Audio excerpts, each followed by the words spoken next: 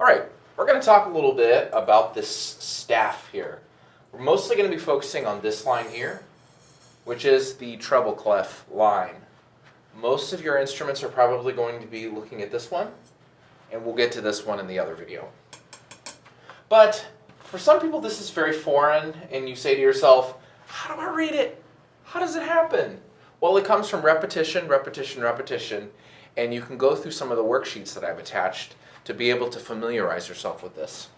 Because reading this is a lot like a language. If you don't speak it, and if you're not working through it time and time and time again, you lose it. Exactly like the Spanish. So, the first thing that we have to do is identify a couple acronyms to be able to know how we're going to be reading this line. The very first of them is pretty easy, and everybody has one. It is a face. F-A-C-E. Every single time that you look at this model, you can say to yourself, I'm starting in the very first space here, and it is F. And from there, we can say F-A-C-E. And we have successfully made a face. Now you may say to yourself, Mr. C, I have no idea how to find any of my notes that are down here, because I have some that are down here. All you have to do is think of your alphabet. And most of you have learned your alphabet before. So we're going to quickly review this in case you're watching this one first instead of the bass clef one. When you start your alphabet, what do you start with? Correct. A. And so forth. E, F, G. Now stop. We get to this point and we say to ourselves, we are going to start over, because in music, this is as far as our letters go. There is no H. No H. No capes. No H. We start over. We go back to A. So this is how our brain is going to constantly be processing this information whenever we're trying to figure out where we are on the staff. So if we were to go backwards from this line, from this space to a line, we say to ourselves, because we go down one position, we are going to go backwards one place in the alphabet sequence. So we go F, E. That means this line is going to be an E. If we go down two spaces, places, to this space here, F, it's D. Right here. This is D. This right here, D. We're going to arrive at a very familiar place, one that you should ingrain in your mind. This should be seared in your brain. C. This is middle C. It will never leave you. It will never forsake you. The most recognizable note. It also looks like this note here. It is the same note. In case we are reading bass clef, this is where this note is. They are the same note. Just trust me, they are the same note. Now, there's also an acronym for our lines. All these lines. And you may say to yourself, I already know this is F, so we're going to go one letter back from here, and it is E. And the acronym is every good boy does fine. Or every good boy deserves fudge. La la! He deserves fudge. Now you may say to yourself, this is not fair. I'm a girl.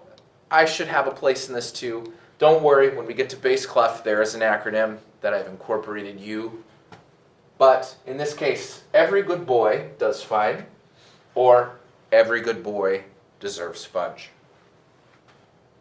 This is the best way to remember where you are on the staff.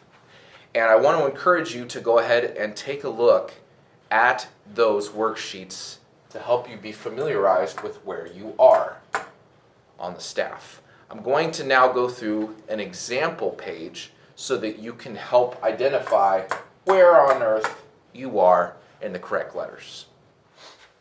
Okay, so we're back. We're going to be working on just the first measure of each of these lines for the treble clef identification worksheet, number 1. So first of all, make sure that you have number 1, and we're going to implement all the tools that we used in the last video in order to figure this out. And if you do this over time, repetition, repetition, repetition, this will start to come normal, natural for you. So looking at our staff, our lines are going to be every good boy does fine. E, G, B, D, F. And then if we look at the spaces, it's going to be face. It's not going to leave us. It's not going to forsake us. Yes, you can hear Mr. Francis in the background. You can hear him anywhere. All right, here we go. So, where do we start? Yes, the very bottom line. This is E. So from here we go up in our pattern. Every good. So, that's going to be G. That's it. You did it so far. Excellent. Let's continue. Now we have, we're a little further up. Let's see. So we're on a line. So we're going to use every good boy does. D. D. Perfect. Let me see if I can find one that is a space. Aha! Okay, so we are not going to start on E this time because we're dealing with a space here. We're going to use face. F, A, C. C. Now you may say to yourself, Mr. C, what's that? Looks like a top hat. It is actually a rest. It is a half rest. So there would be no place to put a note name here because one does not exist for a rest. And let's go back up.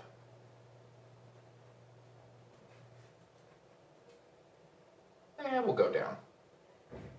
All right, so most of the time you will not see notes that are way down here unless you are a guitarist or some of those mid-rangey woodwinds that have to read this far down. We are reading these lines called ledger lines, and they dip below the staff. The easiest way to remember this is to start going backwards from your alphabet. And I don't want to insult your intelligence, but let's write it down. A, B, C, D, E, F, G. And then it starts over with A. So, you may not know, maybe you do, that home base is usually always middle C. As I said before, it will never leave you, it will never forsake you. So that means we already know that this is C. But let's say to yourself, Mr. C, I didn't know that was C. You're going to start from the first line and go backwards. Go backwards on your alphabet. E, D, C. E, D, C. So we're already there. We're going to keep going backwards. C, B, A, G, F. Ho ho. F. There you go. Think you can do it? I think you can.